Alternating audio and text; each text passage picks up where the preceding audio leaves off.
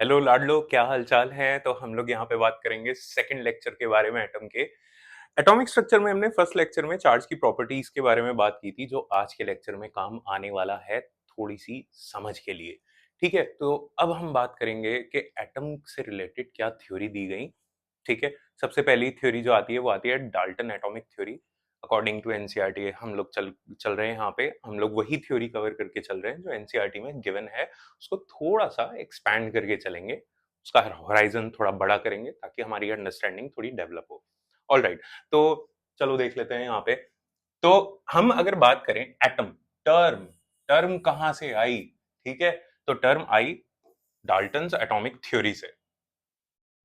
अगर मैं बात करूं कि एटम टर्म को कहां से लिया गया, तो ग्रीक वर्ड से लिया गया जिसका मतलब है एटोमिया। ठीक है, एटोमिया टर्म से लिया गया जिसका एग्जैक्ट मीनिंग होता है अनकटेबल और नॉन डिविजिबल। ठीक है, थ्योरी के अकॉर्डिंग बोल तो दिया, लेकिन हम ये चीज जानते हैं कि एटम को फर्दर सब डिवाइड किया जा सकता है, इलेक्ट्रॉन, प्रोटॉन, न्यूट्रॉन, जो फंडामेंटल पार्टिकल्स हैं इनमें। इसका मतलब ये हुआ कि एटम टर्म एक मिसनॉमर है, वो एक गलत टर्म है। ठीक है, चलो। तो डाल्टन एटॉमिक थ्योरी क्या बोलती है कि एटम जो है वो मैटर का अल्टीमेट पार्टिकल होता है। ठीक है, तो atom is the ultimate particle of matter, that is atom can not be further सब डिवाइडेड, या फिर atoms can neither be created nor destroyed. ठीक है, तो ये बात एक तरीके से गलती है। तो ये डिस्प्रूव होना ही आगे जाके, बट क्यों पढ़ रहे हैं, क्योंकि थोड़ा कहां से बात शुरू हुई वो तो हमें समझना चाहिए। अब ये बोल रहा है दूसरा, एक तो ये पॉइंट बोल दिया इसने कि इसको डिवाइड नहीं कर सकते। दूसरा पॉइंट इसने क्या बोला कि atoms of different elements differ from each other in their properties. के एटम्स डिफरेंट डिफरेंट एलिमेंट के जो एटम्स हैं वो किस में डिफर करते हैं, वो प्रॉपर्टीज में डिफर करते हैं, वो मासेस में डिफर करते हैं। यानी कि एक एलिमेंट ले लिया, दूसरा एलिमेंट ले लिया, इनके मासेस क्या होंगे, वो डिफरेंट डिफरेंट होंगे। ऑलराइट, ये बोल रहा है while the atoms of the same element are identical in all respects। ध्यान रखो भैया, इसने ऐसा कुछ बोला और ये बात गलत है, इसको मैं आगे जाके बताऊंगा कि नहीं, ऐसा नहीं होता है। ठीक है, सेम एलिमेंट के जो एटम्स हैं उनके, ये बोला है आइडेंटिकल होते हैं, नहीं होते भाई। आगे बात करेंगे, ठीक है।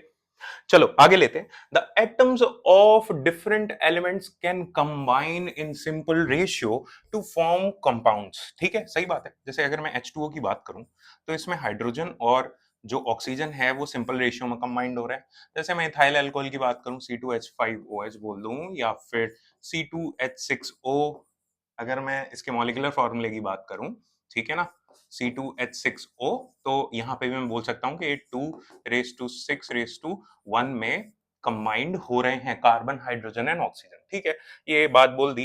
इससे तो बहुत ज्यादा डिटेल में आप चीजें पढ़ोगे, बट बेसिक समझना पहले जरूरी है कि कहां से बातें आई, कहां से डिस्प्रूव होना शुरू हुई बातें। सब एटॉमिक पार्टिकल्स की डिस्कवरी से। ठीक है, वहां से बातें शुरू हुई कि ये जो थ्योरी है वो गलत है, और भी बहुत सारी चीज थी, कोई एक चीज नहीं थी जिससे ये पता चला कि ये थ्योरी गलत है। ठीक है, हालांकि डाल्टन एटॉमिक थ्योरी ने बहुत सारी चीजें जो हैं वो सही भी बताई थी, बहुत सारी चीजें सही बताई थी, तभी कुछ टाइम तक उसको एक्सेप्ट किया भी गया, लेकिन बाद में डिस्प्रूव कर दिया गया क्योंकि वो बहुत सारी एक्सपेरिमेंटल जो फिनोमेना थे उनको वो फुलफिल नहीं कर पा रहा था। तो अगर बात की जाए, Dalton atomic theory was able to explain the law of conservation of mass, law of constant composition, law of multiple proportion very successfully. ठीक है, इससे रिलेटेड नीट में एक क्वेश्चन आ भी चुका है, 2025 के अंदर क्वेश्चन आया था, तो आपको ये पता होना चाहिए।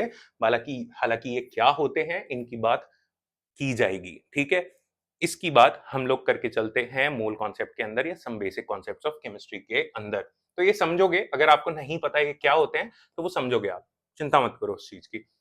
इट फेल्ड टू एक्सप्लेन, क्या क्या ये एक्सप्लेन नहीं कर पाया। ठीक है, पहली चीज तो देखो, व्हेन ग्लास रॉड और एबेनॉइट रॉड, कोई भी ग्लास को उठा लिया या एबेनॉइट को उठा लिया हमने, उसको रब किया हमने विद सिल्क और फर, तो यहां पे देखा गया कि यहां इलेक्ट्रिसिटी जनरेट हुई। कैसे, वो समझते हैं एक बार। लेट से कि ये ग्लास रॉड है, ये ग्लास रॉड हो गई, ठीक है, और यहाँ पे हमने एक सिल्क क्लॉथ ले लिया और इनको क्या किया हमने, रब किया आपस में। तो हुआ क्या, क्या ऑब्जर्व किया गया, रब करने से क्या है, कुछ एनर्जी जनरेट होती है, ठीक है ना। रब करने से फ्रिक्शन की वजह से हीट जनरेट होती है, और यहाँ हीट जनरेट होने की वजह से क्या हुआ, जो इसके अंदर कुछ इलेक्ट्रॉन्स प्रेजेंट थे, वो इलेक्ट्रॉन्स का ट्रांसफर इस तरफ हो गया, जिसकी वजह से ऑब्जर्व किया गया कि ग्लास रॉड पे कैसा चार्ज आया, पॉजिटिव चार्ज आया, और सिल्क क्लॉथ पे कैसा चार्ज आया, नेगेटिव चार्ज आया। अब ये क्यों आया होगा, चार्ज आया तो आया क्यों, जबकि एटम तो क्या है, डिवाइड हो नहीं सकता है, कुछ तो ट्रांसफर हुआ होगा ना इसमें से इस तरफ। तो एक्स्ट्रा नेगेटिव या पॉजिटिव चार्ज आना इस चीज को बता रहा था कि एटम जो है वो डिवाइड हो रहा है, कुछ ना कुछ यहां से इधर ट्रांसफर हो रहा है। ठीक बात है, और भी चीजें हैं। तो 3 फंडामेंटल पार्टिकल्स देखे गए, आगे जाके डिस्कवरीज की गई एक्सपेरिमेंट्स के थ्रू, जहां पे electron, proton and neutron 3 fundamental particles होते हैं, और उसके साथ साथ और भी फंडामेंटल पार्टिकल्स फर्दर जो हैं वो देखे गए, ठीक है। जैसे कि पॉजिट्रॉन हो गया, मेसॉन हो गया, न्यूट्रिनो हो गया, एंटी न्यूट्रिनो हो गया, एंटी प्रोटॉन हो गया, ऐसे भी हैं। ये तो एंटी मैटर के पार्ट हो गए, positron and anti proton. Matter क्या होता है, मैटर होता है जिसमें न्यूक्लियस हो गया, इलेक्ट्रॉन्स घूमते हैं इसके चारों तरफ, एंड एंटी मैटर क्या हो गया कि नेगेटिव चार्ज इस तरफ हो गया और इसके चारों तरफ जो है वो पॉजिटिव चार्ज घूम रहा होगा। ये पॉजिट्रॉन हो गया यहाँ पे, और यहाँ पे एंटी प्रोटॉन हो गया, ठीक है, इतना मायने नहीं रखता, ठीक है। आपको बस ये 3 चीजें पता होनी चाहिए, इनमें से कुछ पार्टिकल्स के बारे में आप बातें आगे करने वाले हो, ठीक है। फिजिक्स में बहुत कुछ पढ़ने वाले हो आप। तो चलो अब देखो, एक पॉइंट तो यही आया, पहला पॉइंट तो यही आया, है ना, कि सब एटॉमिक पार्टिकल्स आ गए, ये भी सब एटॉमिक पार्टिकल्स ही हैं जो यहाँ पे आ गए। उसके बाद अगर मैं आइसोटोप्स के बारे में बात करूं, तो आइसोटोप्स होते क्या हैं, ऐसे एलिमेंट के, ऐसे एटम्स जिनका मास डिफरेंट होता है लेकिन एटॉमिक नंबर सेम होता है, ठीक है। एटॉमिक नंबर सेम होने का मतलब क्या हुआ कि उनके अंदर जो नंबर ऑफ प्रोटॉन्स होते हैं वो सेम होते हैं, हालांकि एटॉमिक नंबर क्या होता है ये सब मैं बताऊंगा। तो क्या देखा गया, सेम एलिमेंट के डिफरेंट एटम्स, है ना। तो ये बताया था उसने कि जो सेम एलिमेंट है उसके जो एटम्स होते हैं वो सारे रेस्पेक्ट में आइडेंटिकल होते हैं। मुझे तो नहीं दिख रहा है आइडेंटिकल है, ठीक है। तो फिर अब हमें बात करनी है, क्योंकि ये डिस्प्रूव हो ही गया ना, यहाँ पे दिखाई दे रही है ना कमियां क्लियरली, तो डिस्प्रूव हो जाती है थ्योरी, डाल्टन एटॉमिक थ्योरी। और लेकिन नाम जो एटम दिया गया वो अब तक चलते हुए आ रहा है, दे दिया तो दे दिया। ऑलराइट, आगे बात करते हैं। अब बात करेंगे हम लोग डिस्कवरी ऑफ इलेक्ट्रॉन की। इससे पहले मैं कुछ छोटी मोटी बातें आपके साथ करना चाहता हूं। देख लो भाई, वो छोटी मोटी बातें क्या हैं। ऐसा समझो, ऐसा समझो कि आ, अभी हम लोगों ने क्या किया, ग्लास रॉड को रब किया एक सिल्क क्लॉथ के साथ, ठीक है। ग्लास रॉड से रब करने के बाद इलेक्ट्रॉन्स का ट्रांसफर हुआ ग्लास रॉड से सिल्क क्लॉथ पे, ठीक है। तो उसमें क्या लगी, कुछ एनर्जी लगी। ऐसे ही क्या होता है, मल्टीपल तरीके से आप किसी बॉडी से इलेक्ट्रॉन्स को बाहर निकाल सकते हो, बहुत सारे मेथड्स हैं। एक, अगर मैं मेटल प्लेट की बात करूं, तो एक मेटल प्लेट से निकालने के तरीके मैं आपको यहां बताना चाहूंगा। एक मिनिमम रिक्वायर्ड एनर्जी होती है, जिसको हम थ्रेशहोल्ड एनर्जी भी बोल सकते हैं, जिसको हम वर्क फंक्शन भी बोल सकते हैं। लेट से मेटल प्लेट है, तो मेटल प्लेट से आप इलेक्ट्रॉन्स को किस तरीके से निकाल सकते हो बाहर। तो मल्टीपल मेथड्स हैं, जैसे कि एक हो गया कि आपने इस पे क्या दिया, कुछ एनर्जी दी थ्रू फोटोन, इसको हम एच न्यू से रिप्रेजेंट करते हैं, मतलब मैंने लाइट एनर्जी इसको दे दी, इलेक्ट्रॉन्स ने उस लाइट एनर्जी को एब्जॉर्ब किया, सरफेस के इलेक्ट्रॉन्स ने उस लाइट एनर्जी को एब्जॉर्ब किया और वो बाहर निकल गए, ठीक है। पहला मेथड ये हुआ, जिसको मैं क्या बोलता हूं, फोटो इलेक्ट्रिक इफेक्ट। इसको हम लोग पढ़ेंगे, आप फिजिक्स में भी पढ़ोगे और केमिस्ट्री में इसी में भी पढ़ोगे, ठीक है। दूसरी चीज, और किस मेथड से निकाल सकते हो आप, लेट से आप के इस मेटल को बहुत ही हीट कर दो। हीट करने के बाद क्या होगा, जो इलेक्ट्रॉन्स है उनके पास काफी एनर्जी आ जाएगी, इतनी इनफ एनर्जी आ जाएगी कि वो इस सरफेस को छोड़ के यहां से बाहर निकल जाए हीट देके। तो इसको मैं क्या बोल दूं, थर्म आयोनिक एमिशन, थर्म आयनिक एमिशन में इसको बोल सकता हूं, ठीक है। और इसके बाद क्या मेथड है कि अगर मैं यहां पे स्ट्रॉन्ग इलेक्ट्रिक फील्ड जनरेट कर दूं, वेरी स्ट्रॉन्ग इलेक्ट्रिक फील्ड, तो मैंने ये चीज बताई हुई है कि जो चार्ज पार्टिकल होते हैं, अगर मैं इलेक्ट्रिक फील्ड इस तरफ लगा रहा हूं, तो इन चार्ज पार्टिकल पे जो फोर्स लगेगा वो इसकी डायरेक्शन में लग सकता है अगर ये पॉजिटिव में लेके चल रहा हूं तो, और अगर मैं पॉजिटिव लेके चलूं तो, और अगर मैं नेगेटिव चार्ज लेके चलूं और फील्ड की डायरेक्शन सेम है इस तरफ, तो इस पे जो फोर्स लगेगा वो किस तरफ लगेगा, इस पार्टिकल पे ऑपोजिट डायरेक्शन में। फॉर्मूला अगर देखा जाए तो दोनों केसेस में F is equal to q E होता है। अब आप ये चीज सोचो कि चार्ज तो सेम ही है, चार्ज तो क्या है, इलेक्ट्रॉन है। अगर आप इतना स्ट्रॉन्ग फील्ड जनरेट कर दो कि इतना इनफ फोर्स हो कि वो मेटल सरफेस से बाहर खिंच जाए, तो ये फील्ड के थ्रू भी हम लोग कर सकते हैं। इसको बोल के चलते हैं हम लोग कोल्ड एमिशन। कोल्ड एमिशन, ठीक है, जो इलेक्ट्रिक फील्ड के थ्रू किया जाता है। थर्मोडायनेमिक एमिशन जो होता है वो हीट के through, and photo electric effect जो है, या फिर फोटो इलेक्ट्रिक एमिशन बोल दो आप, वो किसके थ्रू किया जाता है, लाइट के थ्रू। ये एच न्यू किसको रिप्रेजेंट कर रहा है, लाइट को। ये क्या एच न्यू है, ये सब डिटेल में बातें होंगी, आप बस समझ के चलो कि हाँ, इलेक्ट्रॉन को सरफेस से या मेटल से या किसी भी मटेरियल से बाहर निकालने के डिफरेंट डिफरेंट मेथड्स होते हैं। ऑलराइट, तो ये बात आपको क्लियर हो गई होगी। अब यही एक चीज है जो यहां यूज होने वाली है, जरा समझते हैं क्या। हमने क्या, इलेक्ट्रॉन की अगर मैं डिस्कवरी की बात करूं तो इसके अंदर एक एक्सपेरिमेंट किया गया था जिसको हम बोलते हैं इलेक्ट्रिकल डिस्चार्ज ट्यूब एक्सपेरिमेंट, ठीक है, या डिस्चार्ज ट्यूब एक्सपेरिमेंट। तो इसके अंदर क्या हुआ वो समझते हैं। देखिए, देखो भाई इसको, तो ये जो डायग्राम मैंने रिप्रेजेंट किया है, ये डायग्राम है कैथोड रे डिस्चार्ज ट्यूब का, या अभी के लिए आप मान लो डिस्चार्ज ट्यूब का ये डायग्राम है।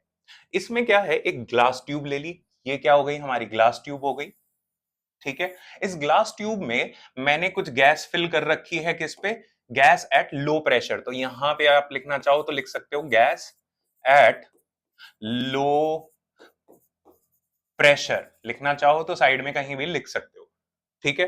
तो वो लो प्रेशर किस तरीके से जनरेट किया गया, थ्रू वैक्यूम पंप।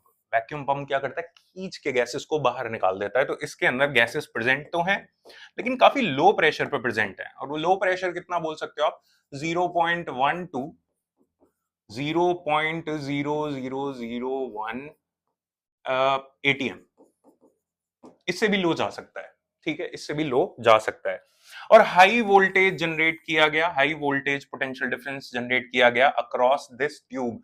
कैसे, हमने क्या किया यहाँ पे, मतलब हमने तो नहीं, जो भी एक्सपेरिमेंट हुआ उसके अंदर क्या किया, एक metal plate, thin metal plate को हमने एक हाई वोल्टेज बैटरी के नेगेटिव टर्मिनल से कनेक्ट किया, और एक मेटल प्लेट को मैंने हाई वोल्टेज बैटरी के पॉजिटिव टर्मिनल से कनेक्ट किया। क्या हुआ होगा वो समझो। नेगेटिव टर्मिनल से कनेक्ट करने पे इस पर्टिकुलर कैथोड, इस पर्टिकुलर इलेक्ट्रोड पे कैसा चार्ज आया, नेगेटिव चार्ज आया, जिसको क्या बोल दिया गया, कैथोड। और इस पे कैसा चार्ज आया, पॉजिटिव चार्ज आया, जिसको क्या बोल दिया, एनोड। ठीक सी बात है, ठीक है। अब मैंने एक चीज बताई है, लास्ट क्लास में, लास्ट लेक्चर के अंदर मैंने ये चीज बताई थी कि अगर कोई पॉजिटिव प्लेट है और अगर कोई नेगेटिव प्लेट है तो इलेक्ट्रिक फील्ड पॉजिटिव से नेगेटिव की तरफ चलता है, ठीक है। अगर इलेक्ट्रिक फील्ड इस तरफ आएगा तो यहाँ पे कोल्ड एमिशन के चांसेस बढ़ सकते हैं, अगर ये इलेक्ट्रिक फील्ड स्ट्रॉन्ग इनफ हो तो। तभी तो मैंने हाई वोल्टेज बैटरी यहाँ पे लगाई है, ताकि बहुत ज्यादा स्ट्रॉन्ग पोटेंशियल डिफरेंस जनरेट हो जाए।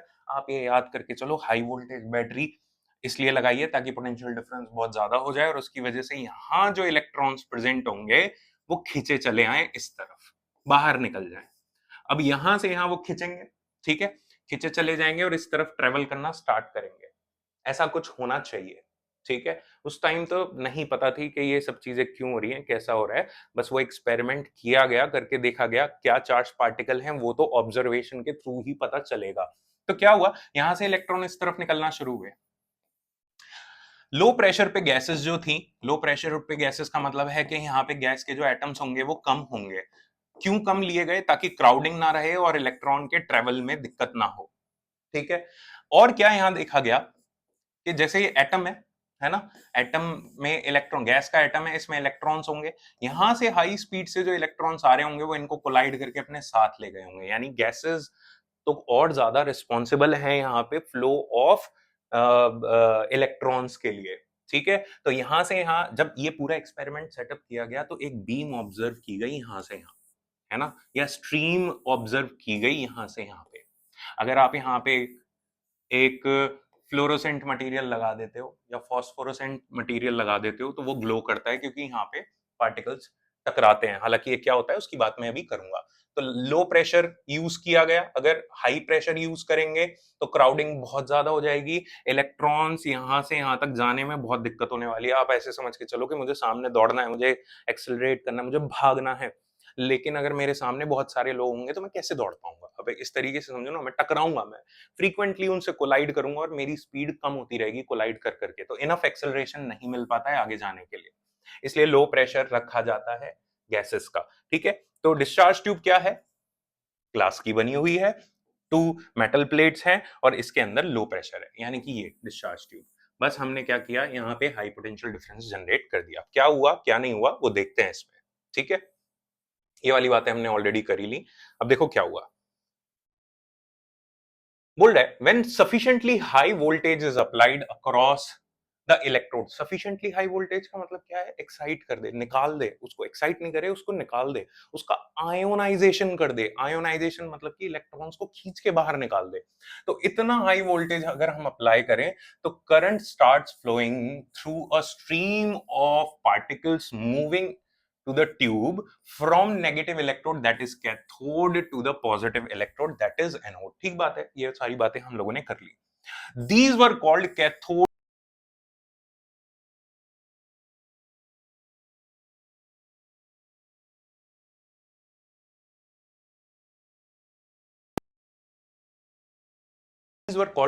rays or cathode ray particles। The flow of current from cathode to anode was further checked by making a hole in the anode। तो हमने क्या किया, हमने देखने के लिए कि एक्चुअल में किस तरफ मूवमेंट हो रहा है।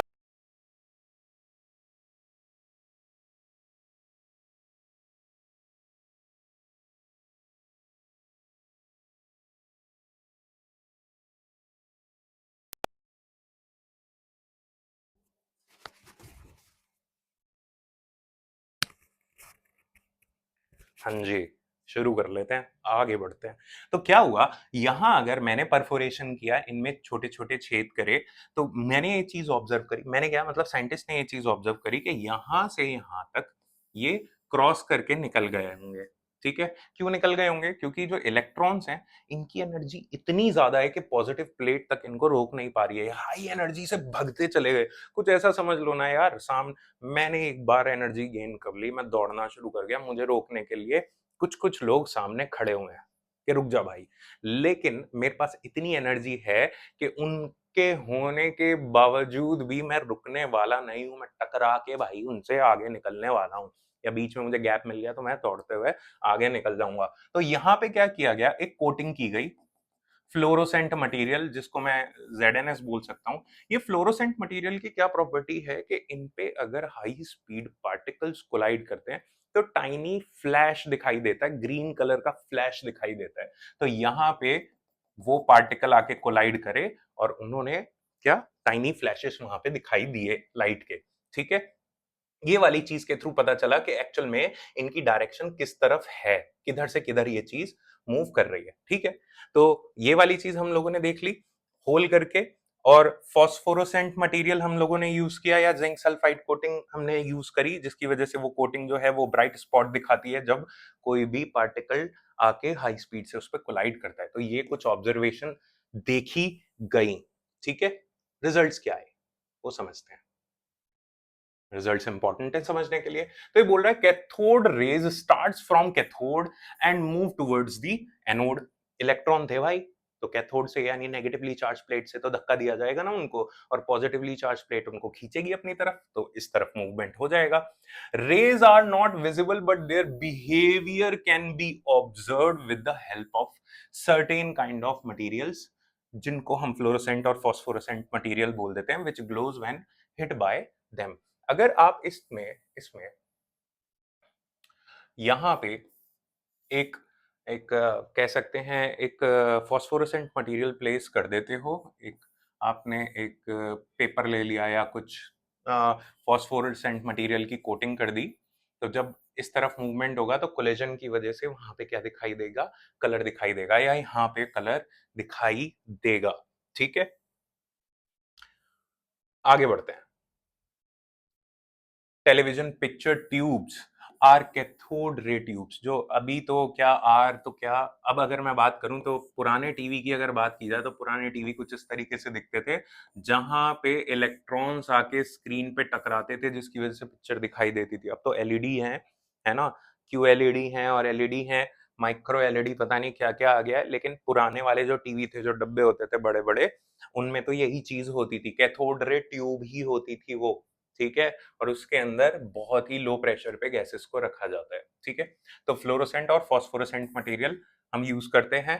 तो वहां पे भी जो स्क्रीन होती है जो चमकती है, उस पर बेसिकली आके जो कोलिजन होता है, तो वो किसकी वजह से चमकता है, वो चमकता है इनकी वजह से।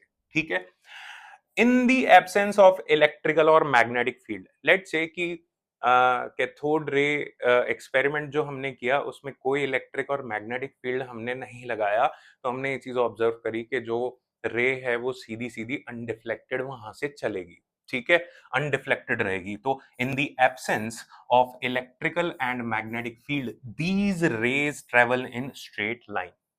ठीक है, कोई भी चीज है अगर उस पर कोई फोर्स नहीं लग रहा है, तो न्यूटन्स फर्स्ट लॉ बोलता तो है कि ना तो उसका पाथ चेंज होगा, है ना, ना उसकी मतलब पाथ चेंज नहीं होगा। फोर्स लगा लेते हैं तो पाथ चेंज नहीं होगा। वैसे तो फर्स्ट लॉ ये चीज बोल के चलती है कि अगर किसी बॉडी को मूव कराना है या किसी बॉडी के कि स्टेट को चेंज करना है तो उस पर फोर्स लगाना पड़ेगा। स्टेट को चेंज मतलब अगर वो सीधी डायरेक्शन में चल रही है, डायरेक्शन उसकी चेंज करनी है, तो उस पर फोर्स लगाना पड़ेगा। तो अब ये मतलब हुआ कि यहाँ पे अभी कोई फोर्स नहीं लग रहा अगर ये दोनों एब्सेंट हैं तो। ठीक है, आगे चलते हैं। आगे बोल रहे हैं कि in the presence of electrical and magnetic field यहां डेविएशन देखने को मिलता है, और डेविएशन कुछ इस तरीके से देखने को मिलता है कि मानो कि वो नेगेटिव चार्ज हो। ठीक है, तो electrical, in presence of electrical and magnetic field the behaviour of cathode rays are similar to that expected from negatively charge particle, suggesting that the cathode rays consist of negatively charge particle, जिनको क्या बोला गया, electrons बोला गया। ठीक है, आगे जाके जिनको इलेक्ट्रॉन्स बोला गया। तो ये बिल्कुल इस तरीके से कैथोड रेज बिहेव करते हैं, इनको अभी हम लोग देखेंगे भी। ठीक है, तो टेंशन लेने की जरूरत नहीं है किस तरीके से डेविएशन होता है। वैसे तो मैं ऑलरेडी डिस्कस कर चुका हूं कि फोर्स किस तरीके से, इलेक्ट्रिकल फोर्स, मैग्नेटिक फोर्स किस तरीके से काम करते हैं। लास्ट लेक्चर में डिस्कस हम लोगों ने कर लिया था, लेकिन यहां अभी देखेंगे कि किस तरीके से वो काम करता है। आगे बोल रहा है the characteristics of cathode rays, यानी कि electrons do not depend upon the material of the electrodes, है ना, and nature of gas present in the cathode ray tube. आ जाओ जरा, वापस आ जाओ, वापस आओ, इसमें आ जाओ। अगर मैं कैथोड कोई भी ले लूं, कोई भी कैथोड मैंने यूज किया, कोई भी एनोड मैंने मेटल प्लेट यूज करी, तो ऑब्जर्व किया गया कि जो स्ट्रीम ट्रेवल कर रही है या जो इसमें पार्टिकल्स ट्रेवल कर रहे हैं, वो कैथोड पे डिपेंड नहीं कर रहे, यानी वो मेटल पे डिपेंड नहीं कर रहे। पहली चीज। दूसरी चीज, वो इस चीज पे भी डिपेंड नहीं कर रहे कि इसके अंदर जो इलेक्ट्रॉन, जो यहां पे गैस भरी हुई है, ठीक है ना, वो उस पे भी डिपेंड नहीं करने वाले। इसका मतलब ये हुआ कि इलेक्ट्रॉन्स जो हैं वो फंडामेंटल पार्टिकल्स हैं। यही मतलब हुआ। अगर वो गैस पे या कैथोड पे डिपेंड कर रहे होते, उनका नेचर डिपेंड कर रहा होता, इसका मतलब ये हुआ कि कुछ तो सब में अलग अलग है। गैस चेंज करने से बदल गया, मतलब कुछ अलग है। ठीक है, तो इन सब चीजों पे डिपेंड नहीं कर रहा था, जिससे कंक्लूजन निकल के आया कि सॉरी गाइस, कंक्लूजन यहां पे निकल के आया कि जो नेचर ऑफ गैस पे डिपेंड नहीं कर रहा या फिर वो मेटल पे डिपेंड नहीं कर रहा है, इसका मतलब ये हुआ कि फंडामेंटल पार्टिकल हैं। thus we can conclude that electrons are the basic constituents, ठीक है ना, of all the atoms, मतलब सारे ही एटम्स का एक बेसिक कॉन्स्टिट्यूएंट हमें यहाँ पे समझ में आया, इलेक्ट्रॉन होते हैं, सब में ही प्रेजेंट होते हैं। तो ये कुछ पॉइंट्स थे, 5 पॉइंट्स जो हमने बात करी। आगे चल के और छोटे मोटे पॉइंट्स की बातें करते हैं। हाँ, तो जब अब कैथोड रेज की हमने बात कर ली, है ना, इन कैथोड रेज का मुझे कैलकुलेट करना था चार्ज टू मास रेशियो। इस चार्ज टू मास रेशियो की हेल्प से देखो, चार्ज और मास बाद में कैलकुलेट किए गए हैं, पहले charge to mass ratio calculate किया गया और उसकी हेल्प से आगे जाके चार्ज की वैल्यू तो नहीं, मास की वैल्यू कैलकुलेट की गई थी। चार्ज को मिल्टन ने सेपरेटली कैलकुलेट किया था इलेक्ट्रॉन्स के। ठीक है, तो बात कर लेते हैं, देखो एक बार।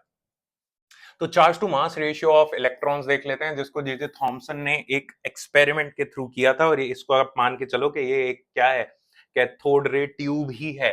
तो calculated charge E to mass ratio of electrons, that is Me, by using cathode ray tube। इस कैथोड रे ट्यूब के अंदर क्या किया गया वो समझते हैं। इसमें इलेक्ट्रिक फील्ड, ये देखो दो प्लेट्स हैं जिनको हमने क्या किया होगा, किसी दूसरी बैटरी से कनेक्ट किया होगा यहाँ पे, है ना। और यहाँ पे एक मैग्नेट भी है, जिसका ये नॉर्थ पोल है, ये साउथ पोल है। ठीक बात है। अब जरा समझ के चलते हैं। लेट से कि ये एक प्लेट है पॉजिटिव वाली, पहले इलेक्ट्रिक फील्ड को ले लेते हैं, और ये एक प्लेट है नेगेटिव। ठीक है, इस नेगेटिव से पॉजिटिव से नेगेटिव की तरफ इलेक्ट्रिक फील्ड जा रहा होगा, जिसमें इलेक्ट्रॉन पे ऑपोजिट डायरेक्शन में फोर्स लग रहा होगा। इस डायग्राम को जरा मैं थोड़ा सा यहां पे बनाना चाहूंगा। लेट से ये वाली प्लेट, ये पॉजिटिव प्लेट हो गई, ये नेगेटिव प्लेट हो गई। ठीक है, टेढ़ा है क्या, कोई बात नहीं। अब इलेक्ट्रॉन्स ने इस तरफ एंट्री करी होगी, इलेक्ट्रॉन मान के चलते हैं ना यार, अभी तो इलेक्ट्रॉन मान के चलते हैं, लेकिन एग्जैक्टली क्या वो नहीं पता था वहां पे कि चार्ज कैसा है क्या है, वो तो कैलकुलेट कर रहे हैं, नेगेटिव है पॉजिटिव है क्या है, वो तो पता चल रहा है। ठीक है ना, तो पता चल रहा है कि वो एनोड की तरफ जा रहे हैं, लेकिन फिर फर्दर कंफर्मेशन कैसे होगा। अब मैंने ये चीज बात करी कि यहाँ पे अगर इलेक्ट्रॉन है, ये नेगेटिव चार्ज है -E, तो इस पे जो फोर्स लगेगा, फील्ड किस तरफ हुआ, इस तरफ इलेक्ट्रिक फील्ड। और मैंने ये चीज बता रखी है आपको, जो नेगेटिव चार्ज पार्टिकल पे फोर्स लगता है, that is F is equal to E into e, और यहाँ पे क्या आ जाएगा, माइनस आ जाएगा। माइनस मतलब कि ऑपोजिट डायरेक्शन में लग रहा है फोर्स फील्ड के। ठीक है, तो इसको ऊपर की तरफ फोर्स लगा, और हर बार ऊपर की तरफ फोर्स लगेगा तो ये अपने ओरिजिनल पाथ, जो इसका ये पाथ था, इससे ये डेविएट होना शुरू हुआ होगा यहां से। ठीक है, तो ये डेविएशन हम लोग कैलकुलेट कर सकते हैं कि डेविएशन कितना हो रहा है, या फोर्स की वैल्यू हम लोग कैलकुलेट कर सकते हैं। ठीक है, तो ये तो हुई इलेक्ट्रिक फील्ड की प्रेजेंस में। दूसरा, मैग्नेटिक फील्ड का भी मैंने ऑलरेडी आपको एक्सप्लेन कर दिया है कि किस तरीके से डेविएशन हो सकता है ना। तो फोर्स की अगर बात की जाए, चलो मैं बताता हूं आपको इस चीज को भी, फोर्स आप समझ गए होंगे कि हाँ डेविएशन हुआ। तो ये जो ऊपर की तरफ पॉजिटिव है, नेगेटिव जो बीम होगी, नेगेटिव चार्जेस की बीम, वो ऑब्वियसली पॉजिटिव की तरफ ही अट्रैक्ट होने वाली है ना। तो वो कैसा पाथ देखेगी, यहाँ पे, यहां हमने कैथोड ले लिया, एनोड ले लिया, इसमें एक छेद कर दिया ताकि होल कर दिया, जिसमें से हम लोग क्या निकाल सकें, इस बीम को आगे पास कर सकें। मैंने इलेक्ट्रिक फील्ड, जब सिर्फ इलेक्ट्रिक फील्ड अप्लाई किया, तो मैंने ये चीज देखी, चलो इलेक्ट्रिक मैग्नेटिक फील्ड कुछ अप्लाई नहीं करते तो वो स्ट्रेट लाइन में पास होगा। ठीक है, उसमें कोई डिफ्लेक्शन नहीं है, कोई डेविएशन नहीं है अपने ओरिजिनल पाथ से। लेकिन जब इलेक्ट्रिक फील्ड पास किया गया, तो हमने ऑब्जर्व किया कि पाथ कुछ इस तरीके से आया और ये यहां आके कहीं टकराया होगा। ठीक है, फ्लोरोसेंट स्क्रीन है तो फ्लोरोसेंट स्क्रीन पे पता चल ही जाता है कि कहां पे टकरा रहा है, कहां पे फ्लैश आ रहा है, पता चल गया। दूसरी चीज हमने यहां पे ऑब्जर्व करी कि जब मैंने नॉर्थ और साउथ इस तरीके से, तो यहां पे क्या आ रहा होगा, आप कुछ ऐसे समझो कि नॉर्थ से मैग्नेट में साउथ की तरफ फील्ड आता है, यानी कि फील्ड आपकी तरफ होगा। ठीक है, बीम इस तरफ जा रही होगी, बीम कुछ इस तरफ जा रही होगी, तो यहां पे भी डिफ्लेक्शन देखने को मिलेगा। किस फॉर्मूले से, F is equal to q v cross B से हम लोग निकाल सकते हैं। तो ऑब्जर्व किया गया कि यहां पे ये आके टकराया होगा।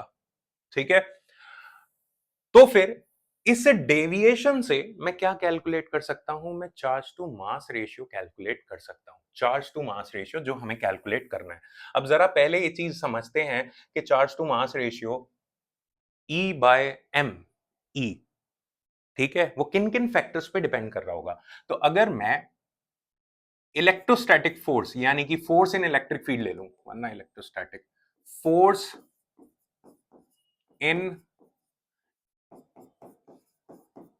इलेक्ट्रिक फील्ड, तो उसकी बात अगर हम लोग करें यहाँ पे, तो हमें ये चीज समझनी जरूरी है, फॉर्मूला हम लोग पढ़ ही चुके हैं, समझनी जरूरी है कि वहां पे फोर्स किस तरीके से वेरी कर रहा होगा या फिर डेविएशन कैसे वेरी कर रहा होगा। तो देखो एफ की अगर बात की जाए तो मैं इसको मास इनटू एक्सेलरेशन तो लिख ही सकता हूं, जो भी एम ई लिख देता हूं इसको, है ना, जो ऊपर की तरफ डेविएट हो रहा होगा। और दूसरा जो हमने बात करी थी यहाँ पे करी थी ई इंटू ई की, electronic charge and electric field. तो एक्सेलरेशन की वैल्यू जो निकल के आई, एक्सेलरेशन ही एक्चुअल में डेविएशन है। जितना स्ट्रॉन्ग एक्सेलरेशन होगा, जितना ज्यादा एक्सेलरेशन होगा, उतना ही ज्यादा डेविएशन भी होगा। ठीक है, तो ये हुआ e by m e into e. इस फॉर्मूले से तो मेरे को एक चीज क्लियरली समझ में आई कि कौन कौन से फैक्टर पे डिपेंड कर रहा है। तो deviation deviation is directly proportional to charge, ठीक है, inversely proportional to mass and directly proportional to the strength of electric field. ये तो हुई बात किसमें, इलेक्ट्रिक फील्ड में। ठीक है, अब बात करेंगे हम लोग मैग्नेटिक फील्ड में। तो बात करें अगर फोर्स इन मैग्नेटिक फील्ड की, फोर्स इन मैग्नेटिक फील्ड, तो आपको पता होना चाहिए, इसको मैं अगर एफ ई लिख दूं और इसको मैं एफ एम लिख दूं मैग्नेटिक फोर्स, तो इसकी वैल्यू आएगी ई वी क्रॉस बी। ठीक है, अगर मैं क्यू लिखूं तो भी चलेगा, ई लिख दूं या क्यू लिख दूं, बात एक ही है। अगर मैं इसको लिखना चाहूं एग्जैक्टली डायरेक्शन रिप्रेजेंट करने के लिए, तो मैं इसको क्रॉस करके लिखूंगा, क्योंकि ये क्रॉस प्रोडक्ट होता है। यहाँ पे अगर मैं लिखना चाहूं तो क्योंकि ये इलेक्ट्रॉनिक चार्ज है, तो मुझे कुछ इस तरीके से लिखना चाहिए इसको। ठीक है, बात समझ में आती है। तो यहां से भी मुझे दिखाई दे रहा है, अगर मैं मास इनटू एक्सेलरेशन करने चलूं, मास ऑफ इलेक्ट्रॉन, तो यहाँ पे ई वी क्रॉस बी, तो एक्सेलरेशन की वैल्यू निकल के आएगी e by m into e v cross B, है ना। तो यहां से एक चीज क्लियर है, एक चीज बहुत ही क्लियर है कि अगर मैं यहां डेविएशन की बात करूं मैग्नेटिक फोर्स की प्रेजेंस में, वो भी चार्ज के डायरेक्टली प्रोपोर्शनल है, मास के इनवर्सली प्रोपोर्शनल है एंड मैग्नेटिक फील्ड के भी डायरेक्टली प्रोपोर्शनल है। तो यानी कि मैं यहां से डेविएशन इजीली कैलकुलेट कर सकता हूं and e by m e by m e charge to mass ratio भी इजीली कैलकुलेट कर सकता हूं।